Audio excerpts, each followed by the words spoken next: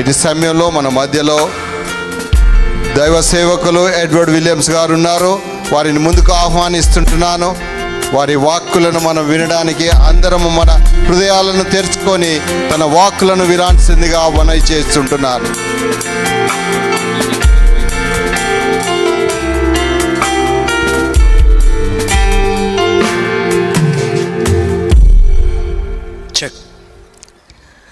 ఆమెను భారత్ గానకోకిల అంటారు, the nightingale of India.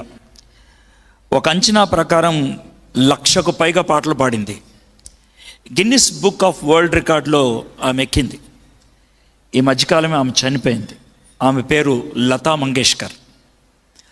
ఆమె చనిపోవడానికి 2 వీక్స్ ముందు ఆమె ఒక ఇంటర్వ్యూ ఇచ్చింది హాస్పిటల్లో ఉండి. అది గూగుల్లో కూడా ఉంది, మాటలతో సహా. ఆమె అన్నటువంటి మాటలు ఇది: నా గరాజ్లో అతి ఖరీదైన కారు ఉంది, కానీ నేను మాత్రం వీల్ చైర్లో తిరుగుతున్నాను. నా వార్డ్రోబ్లో ఉన్నటువంటి బట్టలు మళ్ళీ మళ్ళీ వేసుకోకుండా 6 సంవత్సరాలు వేసుకోవచ్చు, కానీ నాకు ఈ హాస్పిటల్ వాళ్ళు ఒక గౌన్ ఇచ్చారు. నా బ్యాంకులో కోట్ల రూపాయలు ఉన్నాయి, కానీ వాటిలో దేన్ని నేను వాడను. ఇదివరకు నా హెయిర్ డ్రెస్సర్ వస్తే 1,00,000 రూపాయలు ఖర్చు పెట్టేదాన్ని, కానీ ఇప్పుడు నా నెత్తి మీద ఎంటుకలే లేవు. నా ముఖానికి బ్యూటీ టిప్స్ ఇవ్వడానికి కొంతమంది వచ్చేవాళ్ళు, 1,00,000 రూపాయలు ఇచ్చేదాన్ని. ఈరోజు తడి బట్టతో నా మొహాన్ని అద్దుతున్నారు. నేను ఖరీదైన జెట్ ప్లేన్స్లో తిరిగేదాన్ని, కానీ ఇప్పుడు ల్యాబ్ నుంచి ల్యాబ్కి తీసుకెళ్తున్నారు. ఇది నా జీవితం, నా బ్రతికేంటో నాకు అర్థం కావట్లేదు అన్నది. She died a hopeless life.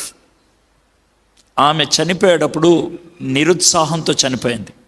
చాలా సంపాదించింది, చాలా సాధించింది, గాన కోకిల అన్నారు, కానీ ఆమె అతి దారుణంగా చనిపోయింది. దారుణంగా అంటే ఆమెను ఎవరు చంపేయలేదు, ఆమెకేమీ హింసించి చావలేదు, కానీ మనసులో కృంగిపోయింది. ఈ లోకము విలువలను రివర్స్ చేసేసింది. విలువైన దానికి విలువనివ్వకుండా విలువలేని దానికి విలువనివ్వటం ఈ ప్రపంచం మనకు నేర్పించింది. భారత సంస్కృతిలో మనకి పంచతంత్ర, బాలమిత్ర ఇలాంటి కథలు ఉంటాయి. కాస్త హాస్యం ఉంటుంది దాంట్లో, కానీ ఖచ్చితంగా నీతి ఉంటుంది. అలాంటి కథ ఇది ఒకటి. ఒక అమ్మాయి చాలా పేదామె, ఆమెకు ఒక మేకపిల్ల ఉందంట. ఆ మేకపిల్ల ఒకరోజు నీళ్లు తాగుదామని ఒక కుండలో మూతి పెట్టింది. అయితే ఇరుక్కుపోయింది దాంట్లో. ఆమెకేం చేయాలో అర్థం కాలేదు. ఒకటే మేక, ఒకటే కుండ. ఆ ఊర్లో తెలివిగలవాడి దగ్గరికి తీసుకెళ్ళి, బాబు నాకు ఒకటే మేక ఉంది, ఒకటే కుండ ఉంది, నన్ను చాలా పేదదాన్ని అని అంటే, ఓష్ ఇదేముందని ఒక కత్తి తీసుకొచ్చి పేక్కొచ్చాడంట. కొండ ఇదిగో అని ఇచ్చాడంట. వాడిని మీరేమంటారు? మీరు తిట్టొద్దండి. మనలో చాలామంది అలాంటి జీవితమే జీవిస్తున్నారు. మేకను చంపేసి కొండను కాపాడే బతుకు మందే. That's the kind of life we are living. మన జీవితం విలువలు రివర్స్ అయిపోయినాయి. ఇది ఈనాటి సమస్య కాదు, ఈనాటి సమస్య కాదు. చాలామంది హిందూ మిత్రులు వచ్చారు. ప్రపంచంలో కొన్ని గ్రంథాలను పవిత్ర గ్రంథాలు అన్నారు. క్రీస్తు శకం 400లో రాశారు, దీన్ని లిఖిత రూపంలో చేశారు. దాన్ని భగవద్గీత అంటాం. 1600 సంవత్సరాల చరిత్ర ఈ పుస్తకానికి. 18 అధ్యాయాలు, 720 శ్లోకాలు. ఇద్దరు వ్యక్తుల మధ్యన జరిగిన సంభాషణ అనే కంటే చిన్నపాటి వాదన. ఎందుకు అనంటే, రథం నడిపించేటువంటి కృష్ణుడికి అర్జునుడి చేత యుద్ధం చేయించాలి. రథం మీద ఎక్కువ కూర్చున్న అర్జునుడికి యుద్ధం చేయటంకి ఇష్టం లేదు. వాళ్ళిద్దరి మధ్యన జరిగినటువంటి ఆ వాగ్వివాదంలో 16వ అధ్యాయం భగవద్గీత 20వ శ్లోకంలో అర్జునుడు ఈ విధంగా కృష్ణుడిని అడుగుతాడు: నానా చిత్త విభ్రాంతో మోహజాల సమావృత ప్రసక్త కామభోగేశ పతంతి నరకే అశుచౌ. నానా విధాలైనటువంటి సుఖభోగాలు ఉన్నాయి, ఆనందించడానికి చాలా ఉన్నాయి. ఆనందించినంతసేపు బాగానే ఉంటుంది, మోహజాలం ఉన్నది, ఆనందించడానికి బాగానే ఉంటుంది. అయిపోయిన తర్వాత నాలో మిగిలింది నరక వేదన. చచ్చిపోయిన తర్వాత వచ్చే నరకం గురించి మాట్లాడాలి ఆయన. బ్రతికున్నప్పుడు అనుభవించే నరకం, ఆ నరకాన్ని నుంచి నన్ను ఎవరు బయటికి లాగుతారు? Who can bring me out of that హెలిష్నెస్?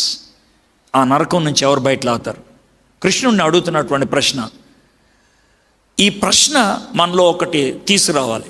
మానవుడు విలువలు కోల్పోయినప్పుడు తాత్కాలికమైన ఆనందం కోసం, కంటికి కనబడేటువంటి అనుభూతి కోసం విలువైన దాన్ని కోల్పోయినప్పుడు మనలో మిగిలేది అపరాధ భావం, మనలో మిగిలేది నేను అలా చేయకుండా ఉండాల్సిందనే గిలి. దాన్నే మనం పాపం అంటాం, భారం అంటాం. ఏం చేయాలో అర్థం కాదు. ఇది మన గతం. ఇక మన ప్రస్తుతంకి వచ్చేప్పటికీ మనకున్నటువంటి ఈ తాపత్రయాలలో సడన్గా ఎప్పుడో గుర్తొస్తుంది, నా జీవితానికి అర్థం ఏంటి, నేను ఎందుకు బతకాలని. పీట్ శాంప్రస్ అనే టెన్నిస్ ఆటగాడు 13 సార్లు ప్రపంచ రాజు అయ్యాడు. ప్రపంచ రాజు చివరిసారిగా టెన్నిస్ ఆడి ఓడిపోయి బయటకు వస్తున్నప్పుడు ఏడుస్తున్నాడు. ఎందుకు ఏడుస్తున్నావా అంటే, రేపు నాకెవరు వీళ్ళు చప్పట్లు కొట్టరు, ఎందుకు బతకాలో నాకు తెలియదు అన్నాడు. ఇంతకాలం నేను ఎందుకు బతికానంటే, the only motivation for me is to see the claps of the people, ప్రజల యొక్క చప్పట్లు. అందుకు ఆడా, రేపటి నుంచి నాకు ఎవరు కొట్టరు, నేను ఎందుకు బతకాలో నాకు తెలియదు. ఇది నా ప్రస్తుతం. ప్రతి ఒక్కరికి ఒక భయం ఉంటుంది, రేపేమైపోతాను, చచ్చిపోతే ఏమైపోతాను, చావు అంటే ఏంటో, చావు తర్వాత ఏముంటుందో. ఈ 3 ప్రశ్నలను మన పూర్వీకులు ఒక ప్రార్థన చేసి మన ముందు పెట్టారు.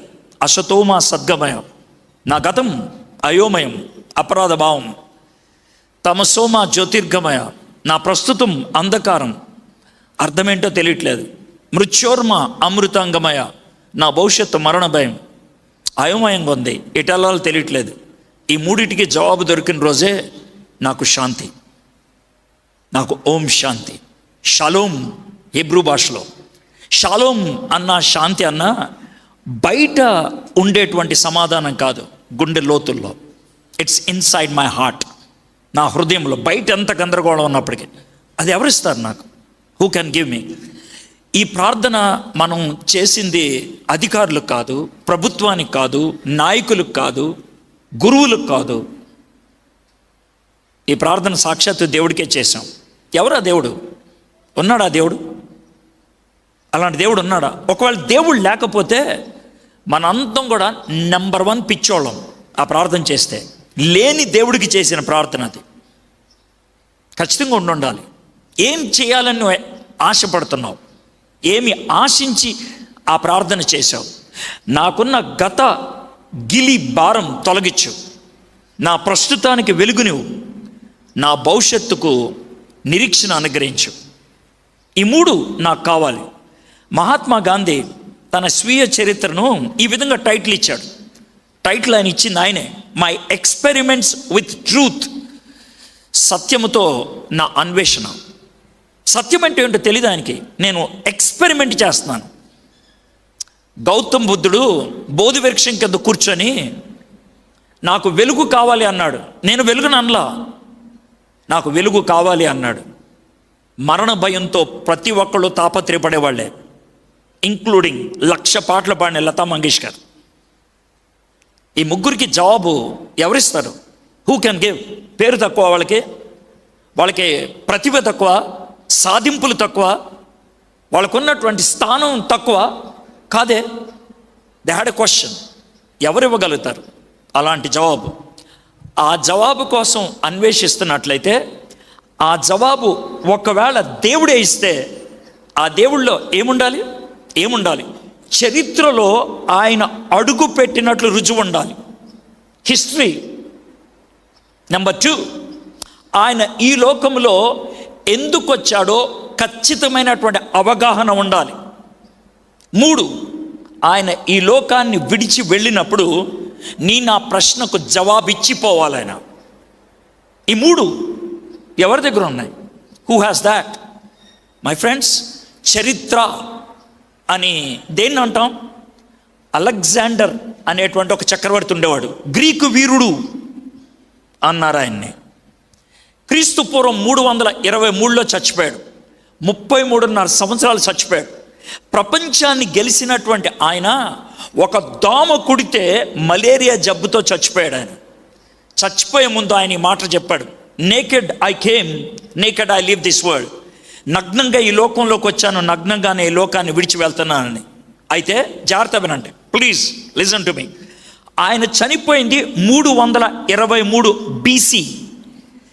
ఆయన చచ్చిపోయిన 460 సంవత్సరాల వరకు, ఆయన చచ్చిపోయిన తర్వాత 460 సంవత్సరాల వరకు ఆయన గురించి ఎవరు రాయలేదు, ఎక్కడ రాయలేదు, ఎక్కడ ఒక్క మాట లేదు. 460 సంవత్సరాల తర్వాత ఏరియన్, ప్లుచార్ట్ అనే 2 వ్యక్తులు రాశారు. అయితే ఎందుకు ఇది ప్రస్తావిస్తున్నానంటే, ఈరోజు అలెగ్జాండర్ గురించి ఎవరన్నా మాట్లాడితే అనుమానం ఏమి లేదు, చరిత్రలో ఉన్నాడు అని ఖచ్చితంగా మాట్లాడతాం. అయితే ఈరోజు మరొక వ్యక్తిని మీకు పరిచయం చేయాలనుకున్నాను. ఆయన చరిత్ర ఎంత గొప్పదో చూడండి. యేసుక్రీస్తు అనేటువంటి ఆయన క్రీస్తు శకం 29లో చచ్చిపోయాడు. ఆయన చనిపోయిన 30 సంవత్సరాల లోపుల 20 పుస్తకాలు రాశారు. 20 పుస్తకాలు, 1 కాదు 2 కాదు, 20 బుక్స్ 30 సంవత్సరాల లోపల. అందుట్లో 3 పుస్తకాలు ఆయన చరిత్ర. దానికి వాళ్ళు ఒక పేరు పెట్టారు, సువార్త అని. 3, మత్తయి, మార్కు, లూకా. 30 అనే మాట నేను ఎందుకు ఉపయోగిస్తున్నానంటే, చరిత్రకారులు చెప్పేది ఏంటంటే, ఒక వ్యక్తి ఏమైనా పని చేస్తే 40 సంవత్సరాల లోపుల దాని గురించి ఎవరు అబద్ధం రాయలేరు. ఎందుకు? ఆయన్ని చూసిన వాడు కానీ, ఆయన్ని అనుభవించిన వాడు కానీ, ఆయనతో తిరిగిన వాళ్ళు కానీ ఉంటారు. ఈ 3 ఈ విధంగా సువార్తలు రాసి యేసు ప్రభు గురించి ఒక కథ రాస్తే, ఇది కథరా, ఇది కథ, ఇది నిజం కాదు, నేను చూసి ఆయన్నే, నాకు తెలుసు ఆయన అనేవాళ్ళు ఉంటారు. కాబట్టి అలాంటి అనేవాళ్ళు ఎవరు లేరు, అలా అనలేదు. కాబట్టి అది చరిత్రకు చాలా క్లోజ్. అయితే ఆ చరిత్రకారుల్లో, ఆ చరిత్ర రాసిన వాళ్ళు ఒక ఆయన పేరు లూకా. ఆయన గురించి నేను ఎందుకు ప్రస్తావించాలనుకున్నానంటే, విలియం ర్యామ్సే అనేటువంటి ఆయన స్కాట్లాండ్ దేశానికి చెందినవాడు. విలియం ర్యామ్సే. ఎందుకు చెప్తాను సార్ ఇన్నిసార్లు అనంటే, విలియం ర్యామ్సేకి బ్రిటిష్ రాణి ఆయనకు నైట్హుడ్, అంటే భారతదేశంలో భారతరత్న అని ఎలా బిరుదిస్తారో సర్ అనే బిరుదు ఇచ్చింది. 9 డాక్టరేట్లు ఉన్నాయి ఆయనకి, 9 డాక్టరేట్లు. ఆయన చాలా గొప్ప పండితుడు, కానీ నాస్తికుడు, దేవుణ్ణి నమ్మేవాడు కాదు. కాబట్టి స్కాట్లాండ్లో ఉన్నటువంటి తన మిత్రులు అన్నారు, రేయ్ నువ్వు నాస్తికుడివి కానీ గొప్ప శాస్త్రవేత్తవి, జీసస్ క్రైస్ట్ అబద్ధం అని ఒక స్టేట్మెంట్ చెప్పొచ్చు కదా, నీ మాట చాలామంది అంటారు, చెప్పాలి నేను. అయితే దాన్ని చెప్పకముందు నేను ఒక రుజువు ఇవ్వాలి అని బైబిల్ తీసి చదవడం మొదలుపెట్టాడు. బైబిల్లో 66 పుస్తకాలు ఉన్నాయి. తనకు 2 పుస్తకాలు నచ్చాయి. ఎందుకనంటే తన భూగర్భ విషయాల్లో శాస్త్రవేత్త, ఆర్కియాలజీలో ఈ 2 పుస్తకాలు నాకు నచ్చాయి. ఈ 2 పుస్తకాలను ఒక ఆయన రాశాడు, లూకా. ఆ 2 పుస్తకాల పేరు లూకా సువార్త, అపోస్తల కార్యములు. ఎందుకు అనంటే ఈ 2 పుస్తకాల్లో 32 దేశాల పేర్లు, 54 పట్టణాల పేర్లు, 9 దీవుల పేర్లు రాశాడీన. ఈ దీవికి ఈ దీవి ఎంత దూరం, ఈ పట్టణానికి ఈ పట్టణం ఎంత దూరం రాశాడీన. 1850 సంవత్సరాల క్రితం ఉన్నటువంటి విషయాన్ని రాశాడీనా. నేను వెళ్ళి చూస్తా ఈయన రాసినట్లు ఉందా లేదో. ఒకవేళ ఈయన రాసినట్లు లేకపోతే బైబిల్ అబద్ధం, యేసుక్రీస్తు బూటకం అని ప్రపంచానికి ఒక స్టేట్మెంట్ ఇస్తాను, చచ్చినట్టు వినాలి అని విలియం ర్యామ్సే వెళ్ళాడు. తాను గ్రీస్ దేశానికి వెళ్ళాడు, టర్కీ దేశానికి వెళ్ళాడు, ఇటలీ దేశానికి వెళ్ళాడు, పాలస్తీనా ప్రాంతానికి వెళ్ళాడు. ఆ ప్రాంతాలన్నీ తిరిగిన తర్వాత గ్రీసు దేశపు సముద్రపు ఒడ్డున నిలబడి ఆయన అన్నటువంటి మాట, నేను ఇవన్నీ చూశాను. 1850 సంవత్సరాల క్రితం రాశాడినా, ఈరోజు శాస్త్రంగా ఎంతో అభివృద్ధి చెందాం. ఇప్పుడు రాసేవాడి కంటే అమోఘంగా రాశాడు ఆయన, సునిశ్చితంగా రాశాడు, to the point, exactly to the dot. కాబట్టి ఈయన రాసింది నిజం అని యేసు ప్రభుని సొంత రక్షకుడిగా అంగీకరించాడు విలియం రామ్సే. మై ఫ్రెండ్స్, ఆ విలియం రామ్సే మెచ్చుకున్నటువంటి వ్యక్తి లూకా. ఆ లూకా అనేటువంటి ఆయన జీసస్ క్రైస్ట్ గురించి కొన్ని విషయాలు రాశాడు. అవి మీ ముందు చదివి దాన్ని మీకు అర్థమయ్యే రీతిలో చెప్తాను. That's all. యేసయ్య నిజంగా చరిత్రలో ఉన్నాడా? యేసయ్య అలా ఎందుకు పుట్టాడు? యేసయ్య పుట్టి మనకి సాధించింది ఏంటి? 3 క్వశ్చన్స్కి నేను ఆన్సర్ ఇస్తాను. నేను ముందు రైజ్ చేసిన క్వశ్చన్, మానవుడికి 3 ప్రశ్నలు. నా గతం అయోమయం, నా ప్రస్తుతం అంధకారం, నా భవిష్యత్తు అగమ్య గోచరం.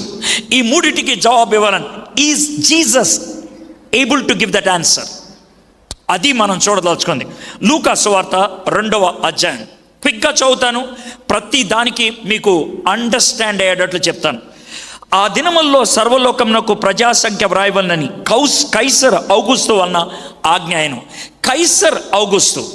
ఒకవేళ నేను కిస్మత్పూర్ రావాలంటే, నేను హైదరాబాద్కి చెందినోడి కాకపోతే నాకు అడ్రస్ చెప్పడానికి ఉపయోగించగలిగేటువంటి పదాలు అగ్రికల్చర్ యూనివర్సిటీ దగ్గరికి రా, లేకపోతే రాజేందర్ నగర్ రా, లేక బుద్వేల్ రా.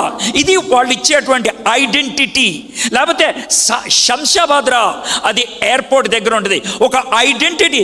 దాని నుంచి నాకు డైరెక్షన్ ఇస్తారు. ఇది చిన్న ప్లేస్, ఇది నీకు తెలియదా?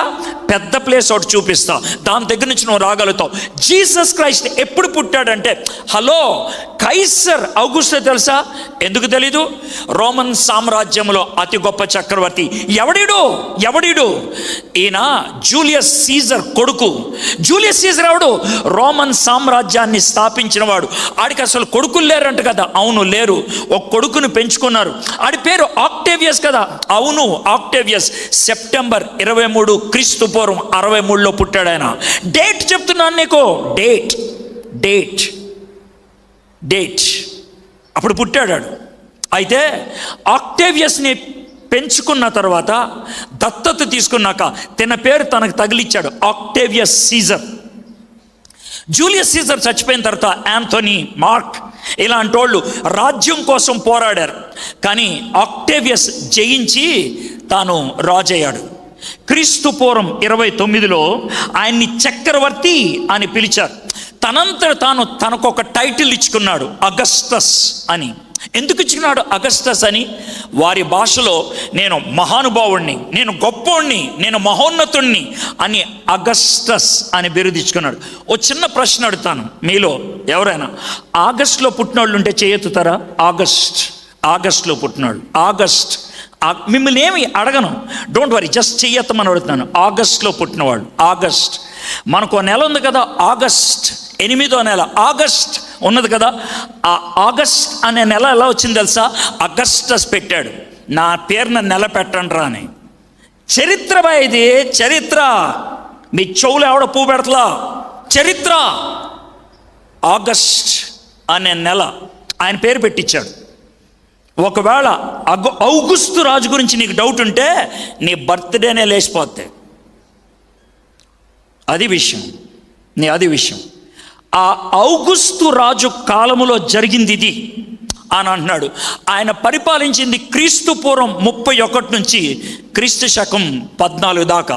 రెండో విషయం, ఇది కురేనియు సిరియా దేశమునకు అధిపతి అయి ఉన్నప్పుడు జరిగిన మొదటి ప్రజా సంఖ్య. వీడెవడు? కురేని అనేటువంటి వాడు ఎవడు? ఆయన మనిషియా, సిరియా దేశాన్ని పరిపాలించేవాడు. ఈ కురేని అన్న పేరు కొంచెం ఖతర్నాక్ పేరు. ఎందుకనంటే మనకి జంజట్ కలిగిస్తుంది, తెలంగాణ భాషలో చెప్పాలంటే టెన్షన్ కలిగిస్తుంది. ఏ అనంటే ఆ పేరున్న వాళ్ళు చాలామంది ఉన్నారు. రెడ్డి గారు మన ముఖ్యమంత్రి అంటే ఎవడైనా అడిగే ప్రశ్న, ఏ రెడ్డి? ఎందుకంటే చాలామంది రెడ్లు ఉన్నారు. So that's the question. కురేని అని అంటే ఏ కురేని? ఇది మనకు వచ్చేటువంటి ప్రశ్న. అయితే 1758లో ఇటలీ దేశంలో తివోలి అనేటువంటి ఊరిలో ఒక రాయి దొరికింది, ఒక రాయి. అప్పుడు ఆ రాయి మీద ఈ కురేని గురించి రాశారు. కురేని, టాబ్లస్ కురేని, ఈ పేరు రాశారు. ఈయన కాలంలో ప్రజాసంఖ్య వేశారని ఉన్నది అక్కడ. క్రీస్తు పూర్వం 14 నుంచి క్రీస్తు శకం 6 దాకా పరిపాలించాడని. పాలస్తీనా దేశంలో దొరికిన మరొక రాయిలో ఈయన 2 రాష్ట్రాలకి ఆయన గవర్నర్గా ఉన్నాడని. ఒకటి సిరియా, రెండోది కిల్కియా. ఈ 2 రాష్ట్రాల జనాభా 1,07,518 అని ఆ రాయి మీద ఉంది.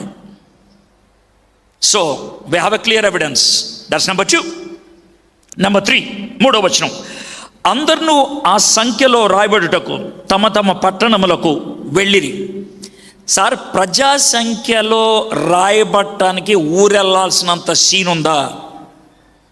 ఇది కరెక్ట్ కాదేమో అనే డౌట్ రావచ్చు మీలో ఎవరికైనా. గుడ్, మంచి ప్రశ్న అది. ఇప్పుడు మనం ప్రజా సంఖ్యలో జాయిన్ అవ్వాలంటే, సార్ నా పేరు ఎడ్వర్డ్ విలియం, మా నాన్నగారి పేరు సత్యదాస్ గారు అంటే బర్త్ సర్టిఫికెట్ ఉందా? 10th క్లాస్ సర్టిఫికెట్ ఉందా? ఆధార్ కార్డు ఉందా? ఒకవేళ లేకపోతే కార్డు లేకపోతే నీకు వాల్యూయే లేదు. ఇది ప్రజెంట్.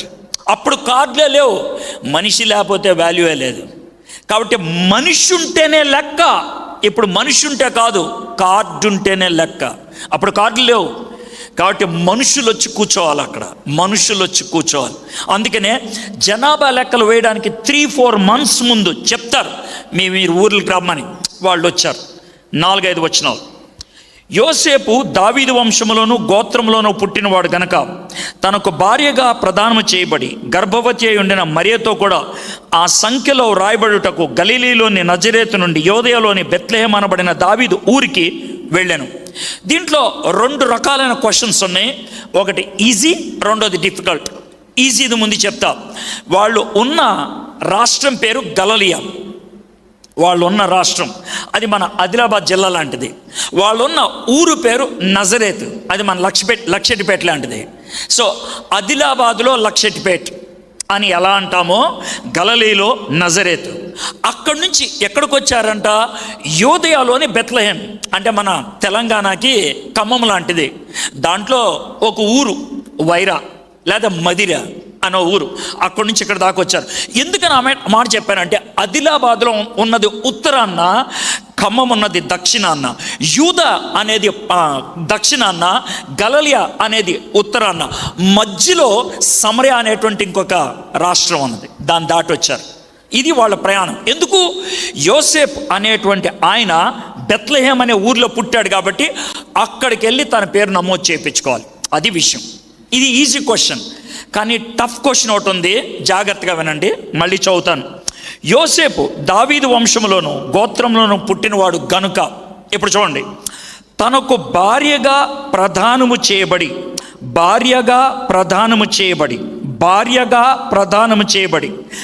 మన ఊర్లో ఒక అబ్బాయికి భార్య ఎప్పుడవుద్ది? పెళ్ళి అయితే. కానీ ఇక్కడ ఏమైంది? పెళ్ళి అవల, ప్రధానమే అయింది. ప్రధానమే అయ్యింది, పెళ్ళి కాలేదు, భార్య అంటున్నారు. ఇదేమన్నా తలతెక్క పుస్తకమా? రావచ్చు డౌట్. గుడ్, మంచిదే. ఇంకా నెక్స్ట్ లెవెల్కి వెళ్దాం. భార్యగా ప్రదానం చేయబడి గర్భవతి అయింది. పెళ్ళి కాకముందే గర్భవతి, ఇది ఇంకా అసహ్యంలాగా ఉందే. వెరీ గుడ్, రావడం మంచిది ఆ క్వశ్చన్. సో ఈ 3 వర్డ్స్ని సెటిల్ చేసేద్దాం. భార్య, ప్రధానము, గర్భవతి. ఈ 3 మన భారతదేశంలో పెళ్ళికి 3 మెట్లు. ఒకటి నిశ్చితార్థం, రెండోది ప్రధానం, మూడోది వివాహం. నిశ్చితార్థం పెళ్ళి వయసు వచ్చిన తర్వాత చేస్తారు. ప్రధానం పెళ్ళికి 4-5 గంటల ముందు చేస్తారు. ఆ తర్వాత పెళ్ళి జరుగుతుంది, వివాహం. కానీ యూద సంస్కృతిలో ఈ 3 ఉంటాయి, కానీ అవి చేసే టైమింగ్స్ వేరు. ఏంటా టైమింగ్స్ చేద్దాం. పిల్లలు 6-7 సంవత్సరాలు, మ్యాక్సిమం 8 సంవత్సరం వచ్చేప్పటికి నిశ్చితార్థం అయిపోద్ది. సార్ అది ఘోరం కదా అనొద్దు. 40 ఏళ్ళ క్రితం ఆలోచిస్తే భారతదేశంలో అమ్మాయి పుష్పవతి అయితే 14 ఏట 15 ఏటలో ఇప్పుడు పెళ్లి చేశారు. రాజస్థాన్లో ఎప్పటికి కూడా చిన్నపిల్లలకి పెళ్ళిళ్ళు చేస్తున్నారు. కాదండరా, అది పెద్ద విచిత్రం ఏం కాదు. ఇది 2000 సంవత్సరాల క్రితం జరిగిన విషయం. సో చిన్నప్పుడు వాళ్ళకి నిశ్చితార్థం చేస్తారు. గుడ్ థింగ్ ఏంటంటే వాళ్ళకి పెళ్లి చేయరు. ఎప్పుడు జరుగుద్ది? అమ్మాయి పుష్పవతి అయిన తర్వాత 1 సంవత్సరం ఆగి రెండో పని చేస్తారు. దాన్నే ప్రదానం అంటారు. ప్రదానం చేసేటప్పుడు వాళ్ళిద్దరిని తీసుకొచ్చి ఎదురుబదురు నుంచో పెట్టి, మన భాషలో పూజారి, మన భాషలో ముల్లా, మన భాషలో పాస్టర్ అని ఎలా అంటామో వాళ్ళని యాజకుడు అంటారు, లేకపోతే రబ్బాయి అంటారు. వాళ్ళిద్దరు ఉండి ముందు నుంచోబెట్టి, బాబు ఈమె మరియా ఇక నుంచి నీకు భార్య, అమ్మ మరియా యోసేపు ఇక నుంచి నీకు భర్త, మీరిద్దరు భార్య భర్తలు ఇక నుంచి ప్రధానం రోజుని చెప్పే మాట.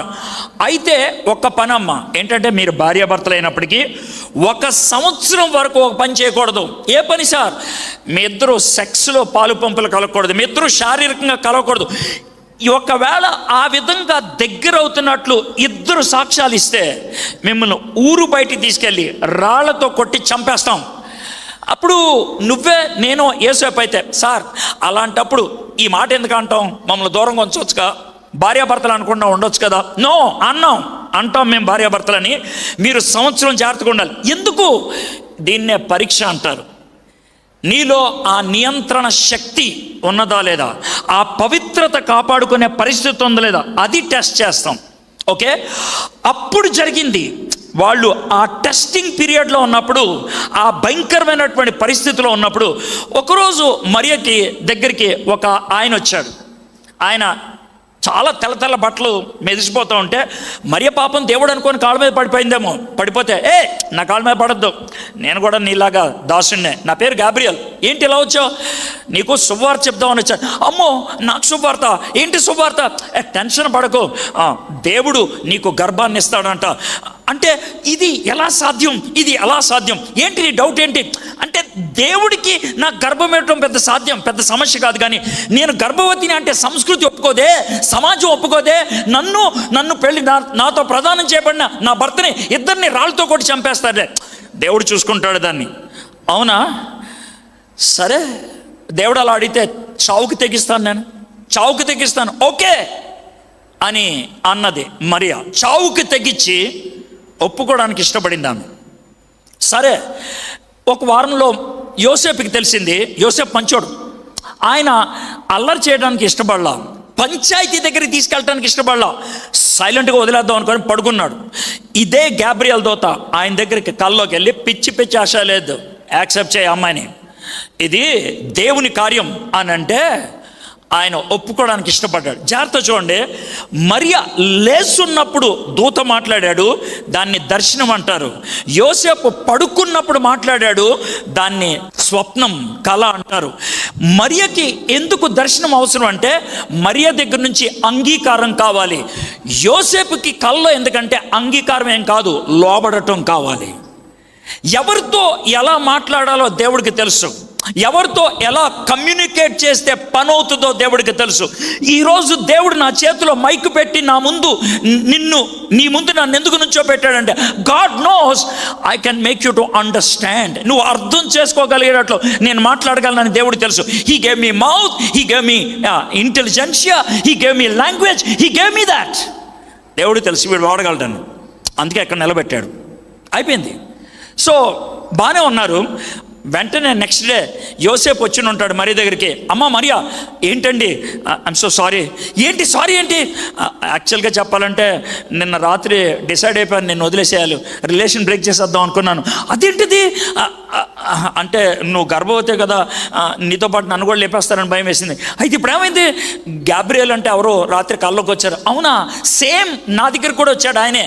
అవునా, సేమ్ ఆయన వచ్చాడు. పరిశుద్ధాత్మని కార్యం అంట కదా, ఇది దేవుని కార్యం అంట కదా, డోంట్ వరీ, నేను చావైనా రేవైనా నీతోనే ఉంటానే అని చెప్పేసి వెళ్ళిపోయాడు. ఒక 2-3 వీక్స్ తర్వాత మళ్ళీ కలిశారంటే వేరుగా కాదు, మాట్లాడుకుంటూ యోసేపు మరియతో అని ఉంటాడు. మరియా, నాకు చిన్న టెన్షన్ ఉంది. ఏంటండి టెన్షను? ఏం లేదు, నువ్వు బక్కకుంటావు, చిన్నదానివి, 15-16 ఏళ్ళు ఉంటాయి నీకు, నాకు 17-18 ఏళ్ళు ఉంటాయి, ఇట్స్ ఓకే. కానీ ఇప్పుడు నీకు 3rd month అనుకుంటా, ఇంకో 1 or 2 months అయ్యేటప్పటికి నీ పొట్ట బయటకు వచ్చేస్తుంది, అప్పుడు అందరికీ తెలిసిపోద్ది. How to handle that? అదేనండి నాకు కూడా టెన్షన్ ఉంది. మనం ప్రేయర్ చేద్దామండి, దేవుడు ఏదో ఒకటి చేస్తాడు అని అన్నారేమో, వెళ్ళిపోయారు. కపుల్ ఆఫ్ వీక్స్ తర్వాత మళ్ళీ యోసేపు వచ్చాడు, గబగబా తలుపు కొడుతున్నాడు. మేరీ మేరీ ఏమైందండి, నువ్వు ఇది విన్నావా ఏంటి చెప్పండి.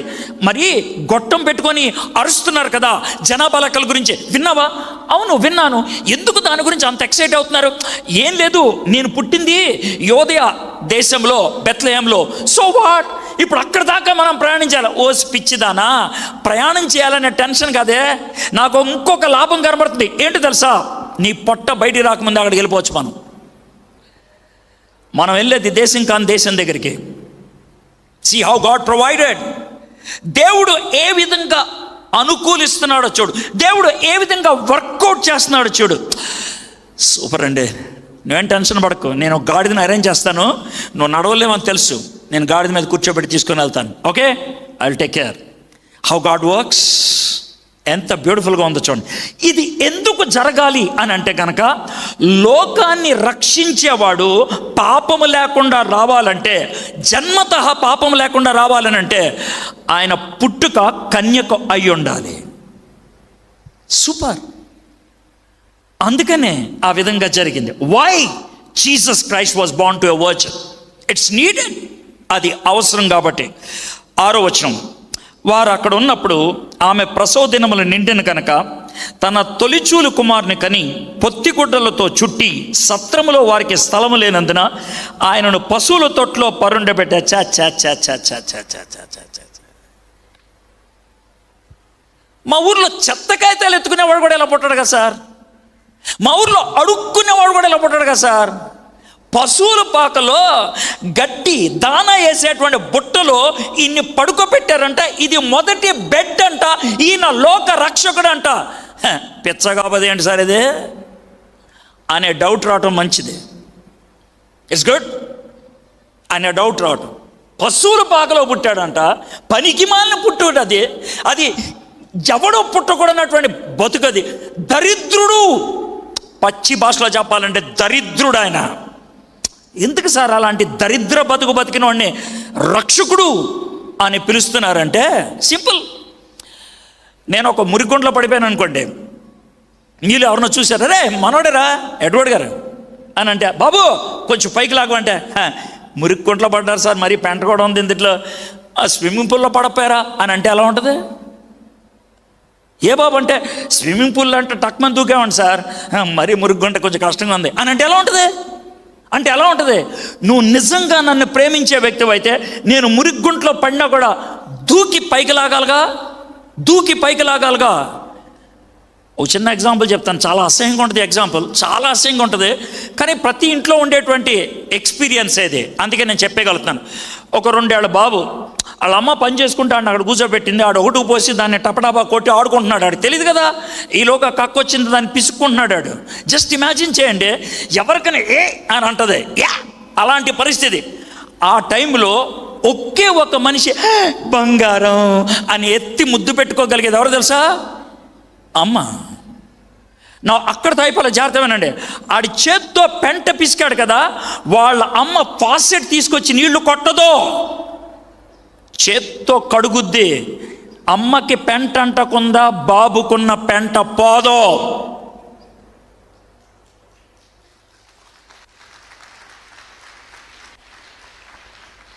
Did you get it?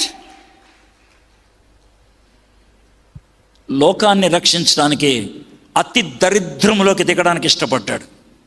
అందుకనే యేసయ్య గురించి ఉన్నటువంటి ఒక డైలాగ్ ఏంటి తెలుసా?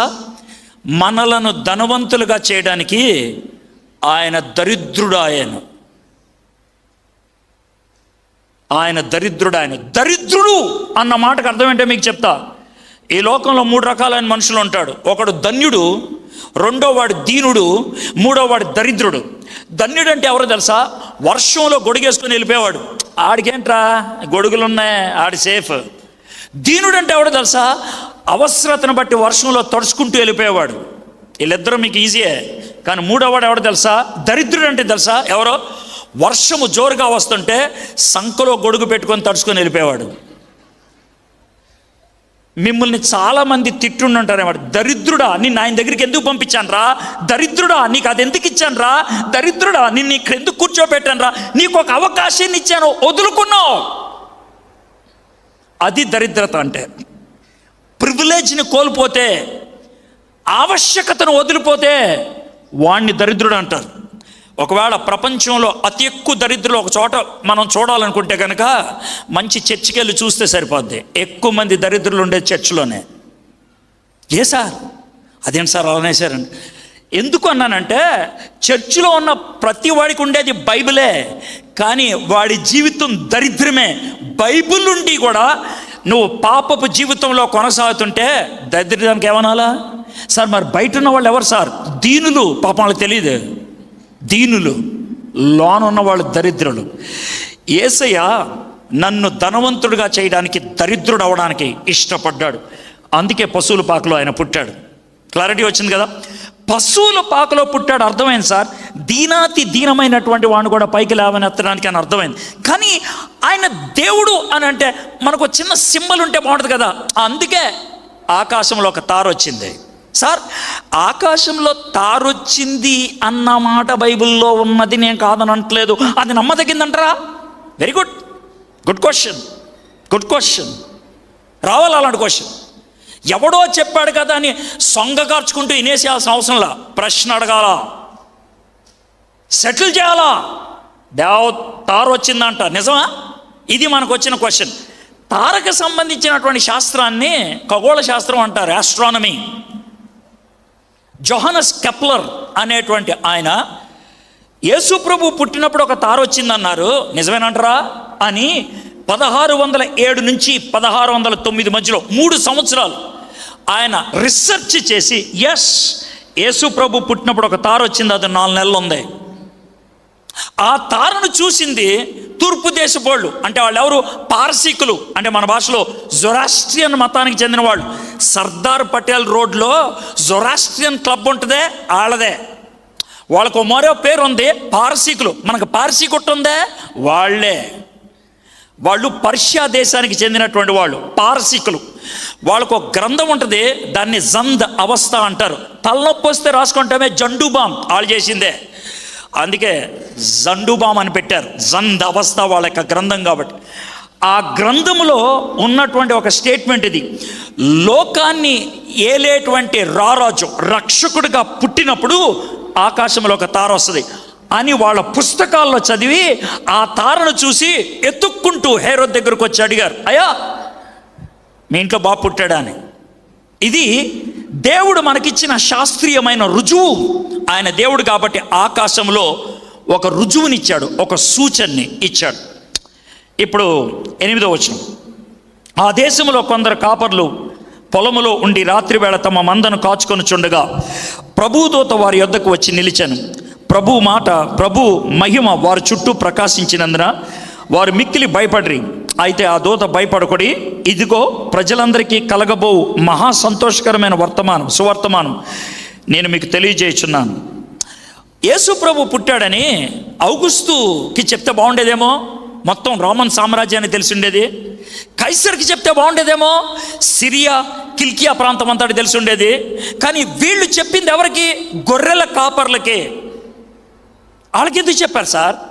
ఆ గొర్రెల కాపర్కి ఆ కాలంలో విలువ లేదే, వాళ్ళకి డబ్బులు లేవు, వాళ్ళకి చదువు లేదు, వాళ్ళని కోర్టులో సాక్షులుగా వాడరు. ఎందుకు వాళ్ళకి చెప్పారు? ఆయన ఏమంటాడు తెలుసా?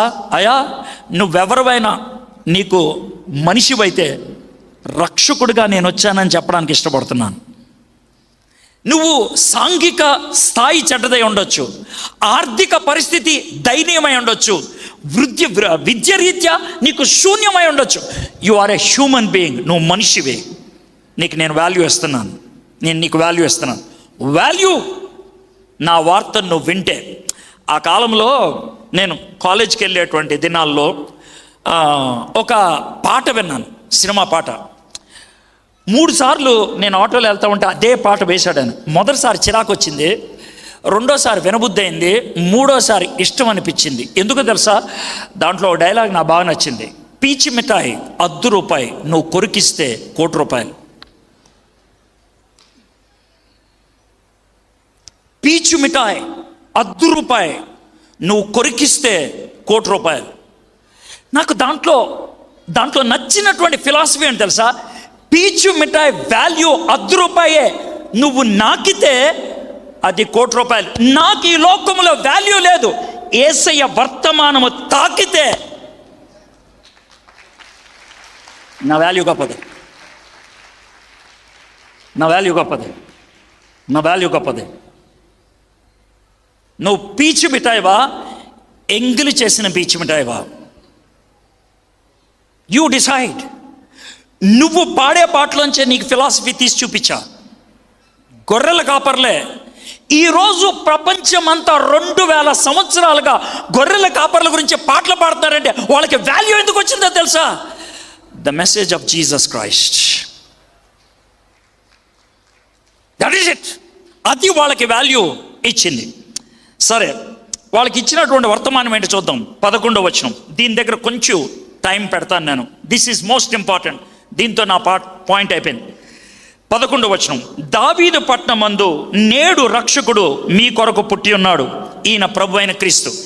ఎవరు పుట్టినప్పటికీ ఆయనకు 3 విషయాలు ఉన్నాయంట. ఆయనకు 3 పేర్లు చెప్పారు, లేదా 3 ఆయనకి టైటిల్స్ ఇచ్చారు. 1 రక్షకుడు, 2 ప్రభువు, 3 క్రీస్తు. 3 టైటిల్స్.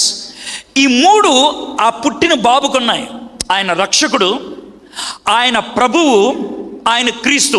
రక్షకుడు అంటే వాడు ఏం చేస్తాడు? రక్షకుడు అంటే, రక్షకుడు అన్న మాటకి ఈ కాంటెస్ట్లో అర్థం ఏంటంటే, ఒకడిని తప్పించటానికి వీడు చావడానికైనా ఇష్టపడాలి. ఒకడిని తప్పించటానికి వీడు చావడానికైనా ఇష్టపడాలి. అది రక్షకుడు అంటే. దీన్ని బాగా అర్థం అవడానికి డొనాల్డ్ బాన్హౌస్ అనేటువంటి ఆయన ఒక కథ చెప్పాడు, నాకు బాగా నచ్చింది. ఒక జడ్జి గారు వాళ్ళ కూతుర్ని స్కూల్ నుంచి ఇంటికి తీసుకొస్తున్నాడంట, 16 ఏళ్ల కూతుర్ని. అన్నదంట, పాప నాకు డ్రైవింగ్ క్లాసెస్ నేర్పించేశారు, నాకు A+ వచ్చింది డ్రైవింగ్ క్లాస్లో, నేను కారు నడిపించగలను బాగా. అంటే వెరీ గుడ్, 2 years ఆగాలి నువ్వు, ఎందుకంటే ఇప్పుడు నీకు 16 కదా, 18 ఏళ్ళు అప్పుడు నీకు లైసెన్స్ వస్తుంది, నడిపించవచ్చు అని. కొంచెం నిరుత్సాహపడింది. 1 week తర్వాత వాళ్ళ డాడీ కారులో తాళం వదిలిపెట్టేసి ఈ రూమ్లోకి వెళ్ళాడు. చూసి అదే అదునుగా దూకేసింది దాంట్లోకి. కార్ స్టార్ట్ చేసింది. తండ్రి పరిగెట్టుకుంటా బయటకు వచ్చి, అమ్మా కారుకి బ్రేకులు పనిచేయట్లేదు, మెకానిక్ వస్తాడని నేను బయట పెట్టానని. కూతురుగా మాట అనలేదు, వెళ్ళిపోయింది. లోనికి పరిగెత్తుకుంటూ వెళ్ళి ఫోన్ తీసుకొని పోలీస్ స్టేషన్కి ఫోన్ చేసి చెప్తున్నాడు, అయ్యా నా కూతురు నా కారే తీసుకెళ్తుంది, కానీ ఆ కారుకి బ్రేకులు లేవు, అది దానికి తెలీదు, ప్లీజ్ మీరేదో చేసి ఆపండి అని. అంటే వీళ్ళు 2 ఇన్స్పెక్టర్ని పంపించారు. అద్దంలో చూసింది, రేర్ వ్యూ మిర్రర్లో చూసి, నా తండ్రి ఇంత మూర్ఖంగా ప్రవర్తిస్తాడా, నేను ఒక దొంగను అన్నట్లు వెనకాల పోలీసులు పంపిస్తారని యాక్సిలరేటర్ ఇంక్రీజ్ చేసింది. స్పీడ్గా వెళ్ళిపోతుంది. ఎదురు నుంచి ట్రక్ వస్తుంది, తప్పిద్దామని ట్రై చేస్తుంటే బ్రేక్ నొక్కితే పడట్లేదు. అప్పుడు అర్థమైంది ఆమెకి, ఏం చేయాలో అర్థం కాక ఎలక్ట్రిక్ పోల్ గుద్దింది. ఆమె శ్రోత పడిపోయింది. 1 వారం రోజులు అలాగే ఉంది. 10 రోజుల తర్వాత బాగైన తర్వాత కోర్టులో కేసు వేశారు. ఆ కోర్టులో పడినప్పుడు ఆ రోజు జడ్జి వాళ్ళ నానే. ప్రజలందరికీ ఉన్నటువంటి ప్రశ్న, జడ్జి కాబట్టి శిక్షిస్తాడా, తండ్రి కాబట్టి మాఫీ చేసి వదిలేస్తాడా చూద్దామని. ఆమె మీద 3 నేరాలు మోపారు. నెంబర్ 1 డ్రైవింగ్ లైసెన్స్ లేదు, నెంబర్ 2 స్పీడ్ లిమిట్ దాటింది, నెంబర్ 3 ఒక అమ్మాయి కాలు ఎరగొట్టింది.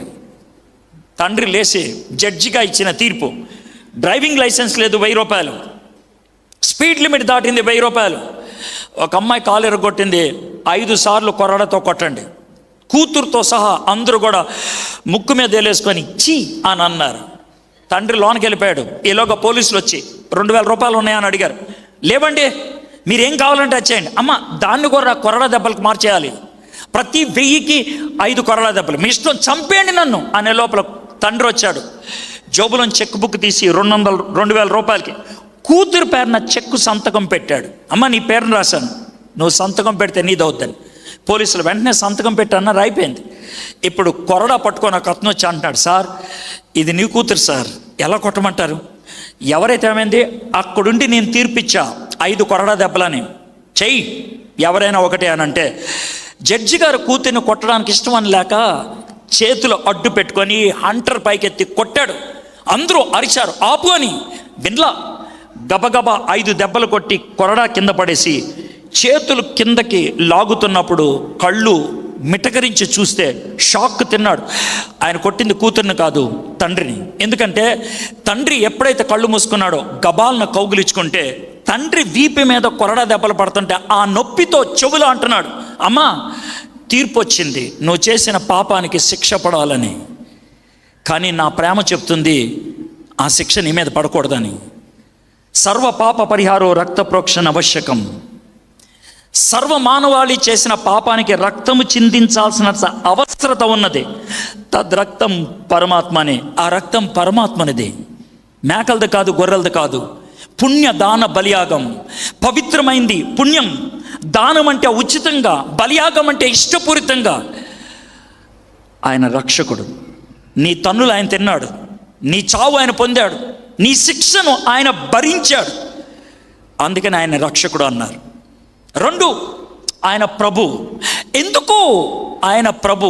ప్రభు అంటే రేవంత్ రెడ్డి గారిని ముఖ్యమంత్రిగా చేసింది ఎవరు? గవర్నర్ గారు.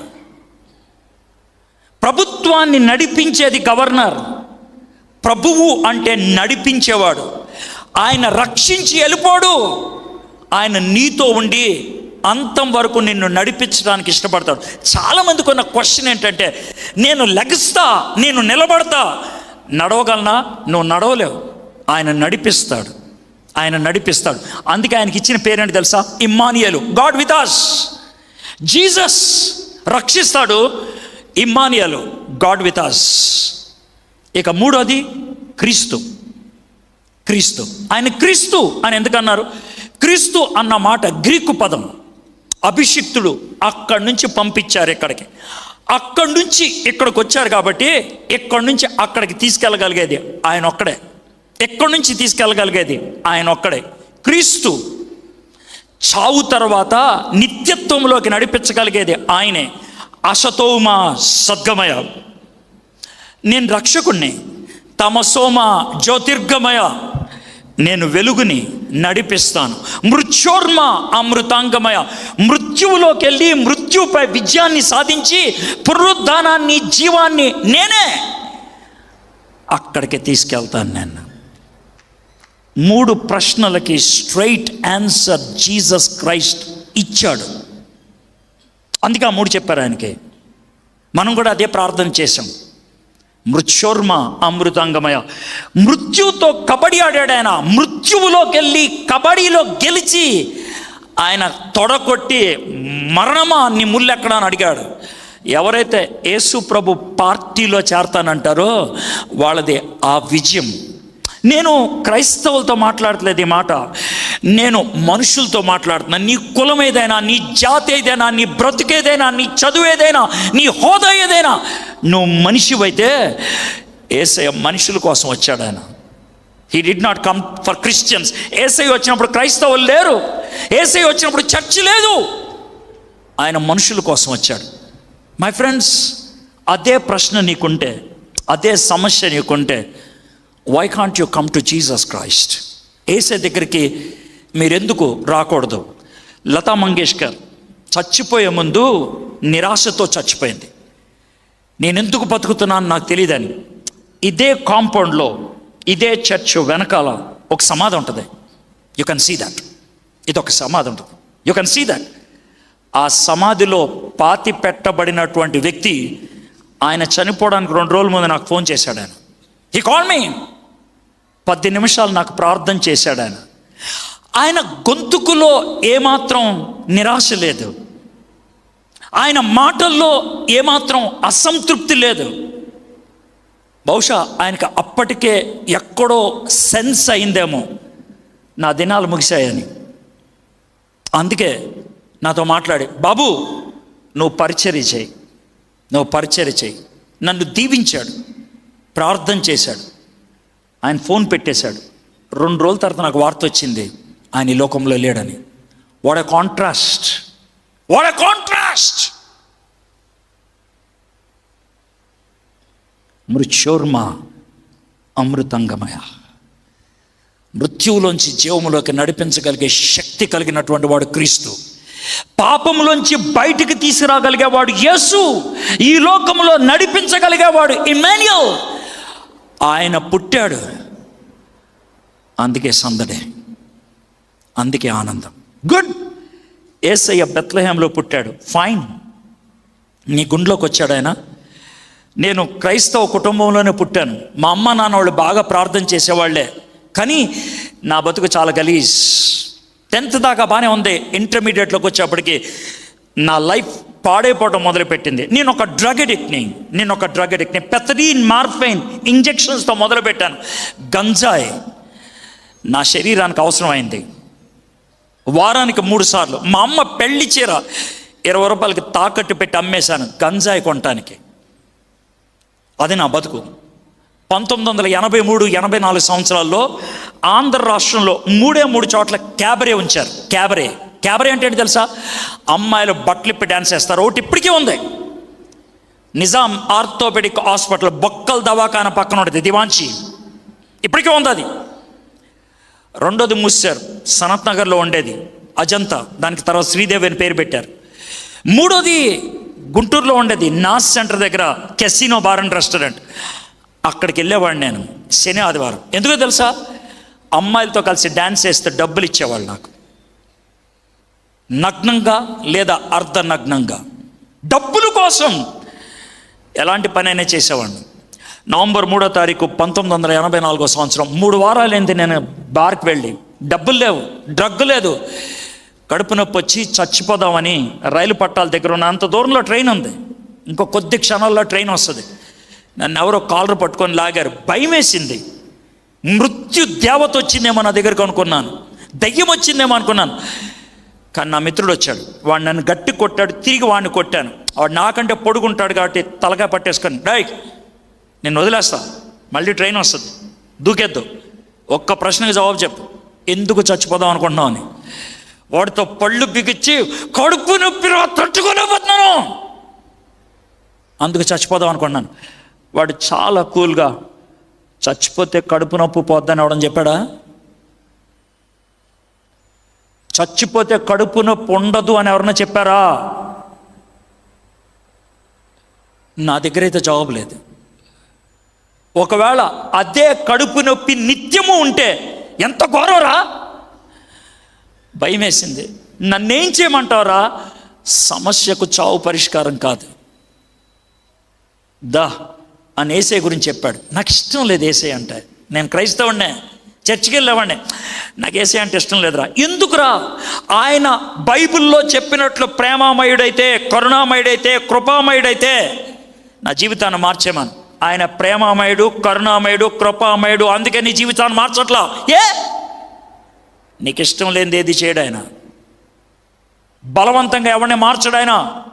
ప్రేమలో బలవంతం ఉండదు. ఆయన పవిత్రుడు, ఆయన ప్రేమ పవిత్రమైంది. ప్రేమ పవిత్రత రెండు ఒకసారి ఎలా ఉంటారా? ఎందుకుండో? ప్రేమ కావాలంటది, పవిత్రత వద్దంటది. చెప్తా. ఓ చిన్న బాబుని దగ్గరికి ఏడ్చుకుంటూ వచ్చి, నా అంకుల్ ఆడు కొట్టాడన్నాడు అనుకో, ఆ కొట్టినోడిని అంటే కుదరదు, వీడికి ఎప్పుడు ఆపుతాడు తెలుసా? అన్నోడు పీకితే. కానీ వచ్చిన ప్రాబ్లం ఏంటి తెలుసా? వీడు ఆపుతాడు, అది మొదలు పెడతాడు. నా మిత్రుడు నన్ను అడిగింది, వీడు ఆపాలి, ఆడు మొదలు పెట్టకూడదు, ఏమన్నా ఉందా అని. ఉందిరా, ఏముందని అన్నాడు. ఆడిని పిలిచి నా చెయ్యి ఆడి వీపు మీద పెట్టి గట్టి గుద్దితే ఈడేమంటాడు తెలుసా? అమ్మయ్య నా కచ్చి తీరింది అంటాడు. వాడేమంటాడు తెలుసా? పిచ్చోడా నాకు తగలేదంటాడు. Good, super. మరి ఏడ్చేది ఎవర్రా? ఒక ఫ్యూ సెకండ్స్ ఆగే నేనే ఏడుస్తాను రా, దెబ్బ తగిలింది నాకే కదా. అదే రా ఏసై చేసిందే. ఆయన ప్రేమ కోరింది నీ మీద శిక్ష పడకూడదని, ఆయన పవిత్రత నీ పాపానికి వెల చెల్లించడానికి ఇష్టపడింది. తన్ను తాను గుద్దుకొని సిలువ మీద చచ్చిపోయాడు నిన్ను రక్షించడానికి. ఆ రోజు అర్థమైంది నాకు, హూ ఇస్ జీసస్. నా లైఫ్కి క్రిస్మస్ డిసెంబర్ 25 అని నేను అనుకోను. నా లైఫ్కి క్రిస్మస్ నవంబర్ 3వ తారీఖు 1984 సంవత్సరం. జీసస్ నాలోకి వచ్చాడు. నేను దరిద్రుణ్ణి, డ్రగ్ అడిక్ట్ని. నా హృదయం పశువుల పాక లాంటిది, పేడ ఉంటుంది, ఒచ్చుంటుంది, కంపు కొట్టుద్ది. But Jesus was willing to come into my heart and my life. ఈ రాత్రి నీ హృదయంలోకి రావడానికి ఇష్టపడుతున్నాడు. నువ్వు అడిగితే, నువ్వు అంగీకరిస్తే. మీకు ఇష్టమేనా? మీకు అభ్యంతరం లేకపోతే తలొంచి కళ్ళు మూసుకుంటే 2 minutes నేను ప్రేయర్ చేసి ముగిస్తాను. తలొంచమన్నది గౌరవం కోసం, కళ్ళు మూసుకోమంది ఒకసారి మీ గురించి మీరు సీరియస్గా ఆలోచిస్తారని. అసతోమ సద్గమయ, అయోమయం, తమసోమ జ్యోతిర్గమయ, అంధకారం, మృత్యోర్మ అమృతంగమయ, అగమ్య గోచరం. ఓం శాంతి శాంతి. యేసయ్య అంటున్నాడు, నీ పాపం నుంచి నేను విడుదల కలిగిస్తాను, రక్షకుణ్ణి, నిన్ను అంతం వరకు నడిపిస్తాను, ప్రభువుని, నిన్ను మరణములో నుంచి జీవములోనికి దాటిస్తాను, క్రీస్తుని. సమస్త భారం మోసుకొని వచ్చిన వారు నా ఎద్దకు రండి, నేను మీకు విశ్రాంతినిస్తాను. ఈ రాత్రి యేసయ్యతో నీకొచ్చిన భాషలో ఏ మాట చెప్తావా? ఈయనేదో చెప్పాడు, నిజమేనంటావా? ఇదే నువ్వు నాకు సెట్ అవుతావా? నాకున్నటువంటి ప్రాబ్లం నువ్వు సాల్వ్ చేస్తావా? అలా అయితే నా హృదయంలోకి రా, నాకు అర్థమయ్యేటట్లు చేయి, నాకు సూచన ఇవ్వు, నాకు ఒక రుజువు ఇవ్వు, నాకు ఒక భరోసా ఇవ్వు, నువ్వు నాలో ఉన్నావని. అడగండి, యు కెన్ ఆస్క్. యేసయ్యా, ఈ సాయంత్రం మీరెవరో, మీరు ఎందుకు వచ్చారో, మీరేం చేస్తారో చెప్పడానికి సహాయం చేశావు, థ్యాంక్ యూ. వీళ్ళు చాలా నిశ్శబ్దంగా విన్నారు. విన్న ప్రతి ఒక్కరూ వారి హృదయంలో ఈ మాటలు నాటుకోవాలి. ఇప్పుడు కాకపోతే ఎప్పుడైనా పనిచేయాలి. మాటలు విన్నారు ప్రభా, దానికి స్పందించగలుగుటకు మీరు సహాయం చేయండి. ఒకవేళ ఎవరైనా ఈ రాత్రి నిన్ను ఆహ్వానిస్తూ ప్రార్థన చేస్తుంటే, నిన్ను అడుగుతుంటే, వారికి ఒక నిశ్చయతను అనుగ్రహించండి, శాంతిని అనుగ్రహించండి, పీస్ అనుగ్రహించండి. యేసయ్య నామములో ప్రార్థన చేయించున్నాం తండ్రి, ఆమేన్. Thank you so much.